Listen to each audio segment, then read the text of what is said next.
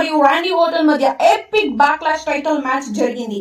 కానీ ఫ్యూచర్ లో ఈ రెండు సూపర్ స్టార్స్ ఇంకోసారి క్లాష్ అవ్వడానికి ఛాన్సెస్ ఉంటే దాని గురించి చెప్పడం. ఇప్పుడు మనం ఫ్యూచర్ లో ఈ మ్యాచ్ జరిగిందా లేదా జరగబోతుందా అనేది చెప్పుకుందాం. 2007 లో జాన్ సీనా మరియు రాండీ ఓర్టన్ మధ్య బ్యాక్లాష్ లో ఏంటి ఇంటెన్స్ ఫైట్ జరిగింది అంటే అందులో మేము అన్ని చూడడం. ఓర్టన్ హీల్ టర్న్ చేసి సీనాని ఛాలెంజ్ చేశాడు. వాళ్ళ ఇద్దరి గురించి చెప్పారు. WWE ఫ్యాన్స్ కి ఎపిక్ మూమెంట్ ఇచ్చారు. కానీ ఫ్యూచర్ లో ఈ రెండు లెజెండ్స్ ఇంకా ఒక్కసారి క్లాష్ చేయాలంటే ఇప్పుడు వాళ్ళ రివెలరీ ఇంకొక చాప్టర్ స్టార్ట్ చేయడమే.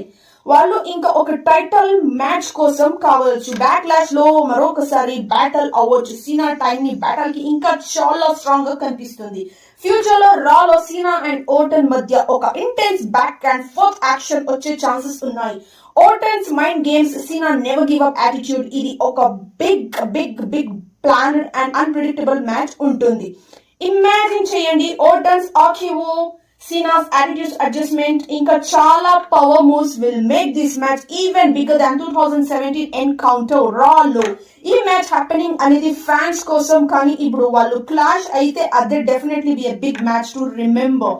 2025 లో మ్యాచ్ జరిగితే క్రౌడ్ అంత ఎనర్జైజ్డ్ ఉంటే సీనా మరియు ఓర్టన్ మధ్య ఏది అన్ప్రెడిక్టబుల్ ఫైట్ ఉండదు. అదే సస్పెన్స్ ఉంటుంది. సీనా ఓర్టన్ టూ లెజెండ్స్ బ్యాక్లాష్ లో నెక్స్ట్ చాప్టర్ స్టార్ట్ చేయగలరా? ఇదే టైం ఇదే ప్లేస్ కానీ 2007 లో జరిగిన ఈ రైవలరీ ఇన్ ఫ్యూచర్ మరియు ఇంటెన్స్ యాక్షన్స్ తో రిటర్న్ అవ్వగలదా? మీకు ఈ రీమ్యాచ్ గురించి ఏం అనిపిస్తుంది? కామెంట్ చేసి చెప్పండి.